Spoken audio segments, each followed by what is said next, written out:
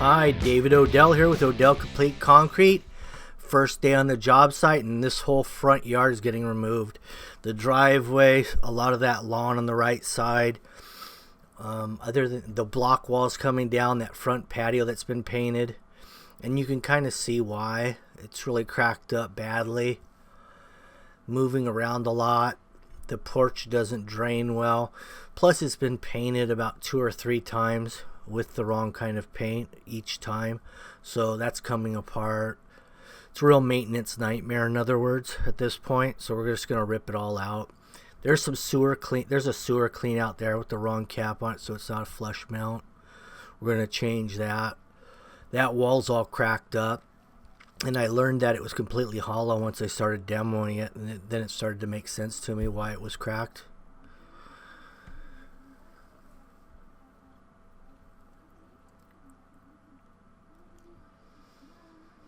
Also, the front planter is coming out along the front of the garage.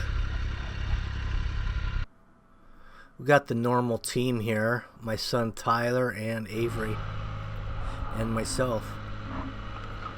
Start with the breaker attachment. Once I started with the cap because the brick I have to separate because it's not a recyclable material. It's just a landfill type material. But the block, the concrete, that's all going to get recycled into road base. There's the hollow block. And you can see why this wall was no good right there. And you know, you could reinforce this wall potentially and fill it with concrete and then cut a new bond beam across the top and then, you know, just hope that the footing is good. You'd actually have to drill into the footing and bring some verticals up and epoxy. So we just decided, we'll just demo it all. It's going to be just as easy to start with a new one.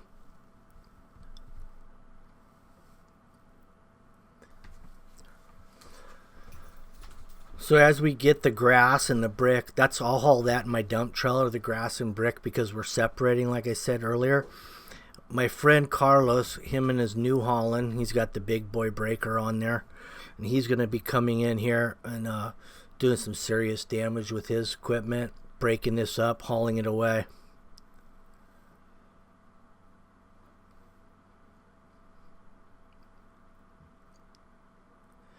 We did have a few sprinklers over here that we had to rework because we are widening the driveway at the top end. We're going to radius that over as well, so it kind of matches the left side radius with the right side radius. Lawn at the front of back of sidewalk. Here comes the big boy New Holland.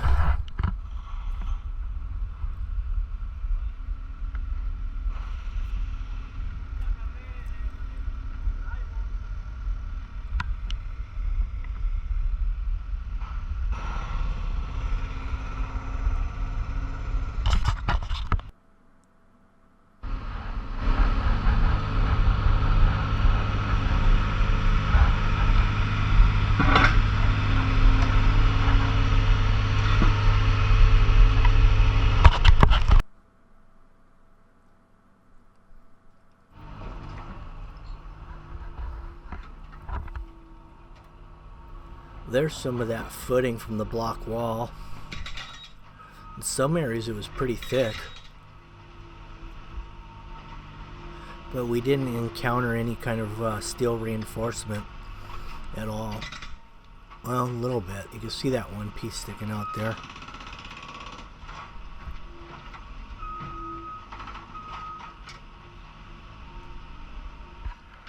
Oh. Well, actually, that's not rebar. That was an old cable line.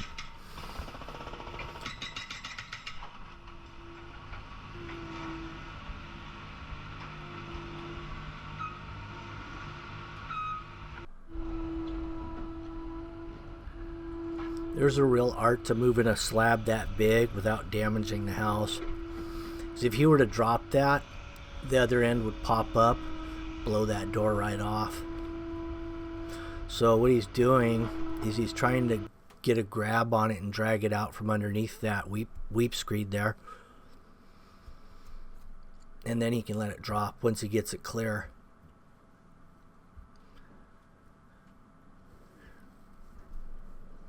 The funny thing about this particular porch here, you noticed it was a raised porch and it had the cantilever bullnose brick and all that, fancy detail stuff.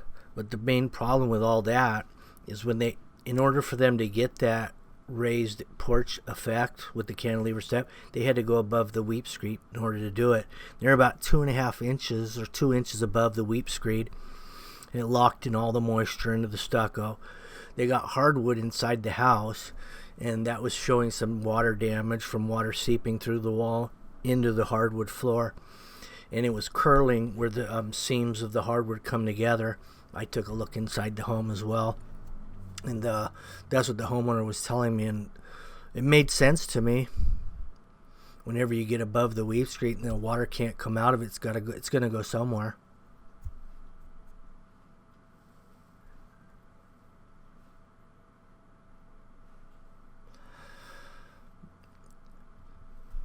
So the reason we're not going to be able to do a raised porch again, because mathematically it just doesn't work out. Because when you have a house that's 3 inches above the garage floor in a 20-foot span from the front door to the garage floor, there's no way to stay under the weep screed and have slope and have a step. So we eliminated the step.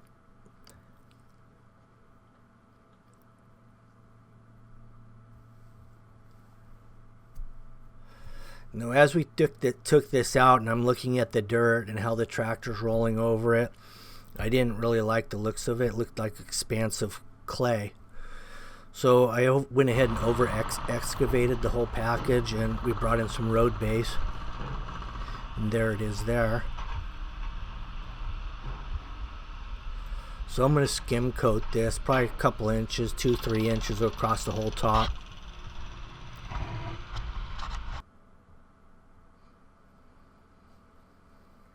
So the first load he took out, what he did after we took that load out is I moved all the dirt to one side, so when he round tripped it, he brought the base back in without having to make a separate trip for the base, in other words. So we did a clear spot for the landing of the base, in other words.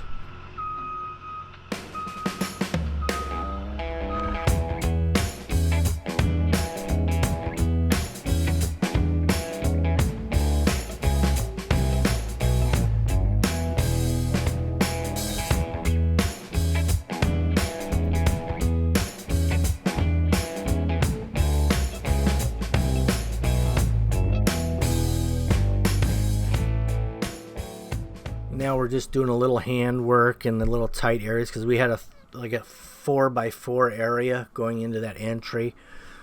The Vermeer fit in there, but the New Holland doesn't. So the little unit comes in handy for those tight areas along the perimeter, along the house, sides of the house, getting into backyards. There's the cable, the actual working cable line, internet, TV. We found somewhat of a sleeve, although the line did get snapped. It actually got pulled out of the coupling, so we were able to push it back in there, but we put a new sleeve all the way across. Called the cable company, and it happened to be Spectrum. They came out the next day, ran an entirely new sleeve all the way underneath the driveway, and reconnected it.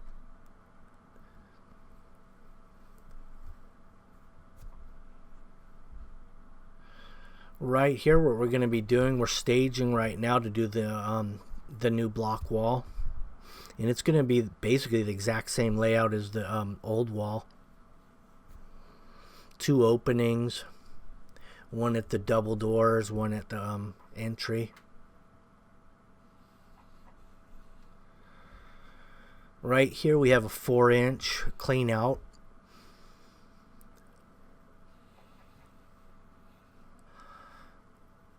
And I want to put a flush mount, easy access brass lid on top.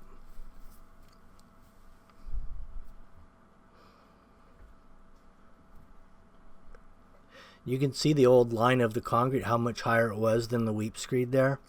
And it did its damage, even though it wasn't in there for the lifetime of this house. But for the time it was there, the steel underneath the weep screed was pretty much rusted out to some degree.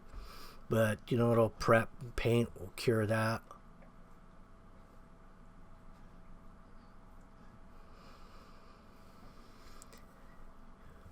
Here's the widening of the other side of the driveway.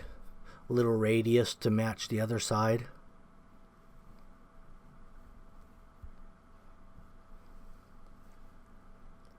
We're using the recycled plastic reusable form. Real nice radius material. Nice and rigid. Makes a clean curve without a lot of stakes.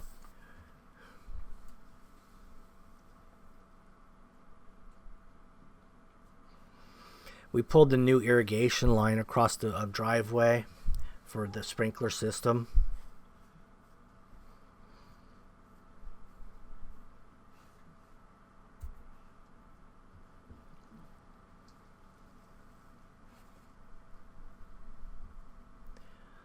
So in part 2, we're going to have the actual wall build and also the pouring of the, we're going to do a poured in place concrete cap on that wall as well. That'll be in part 2. Here's the expansion foam. I'm going to wrap that around the entire wall. I'm going to set that foam to grade.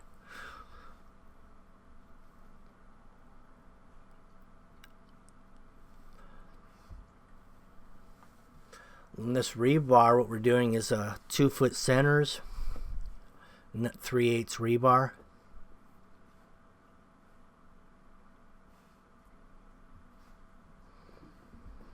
It looks like kind of our go-to tool for cutting rebar right now is that Milwaukee 9-inch cordless. It has a lot of power. It cuts through it quickly.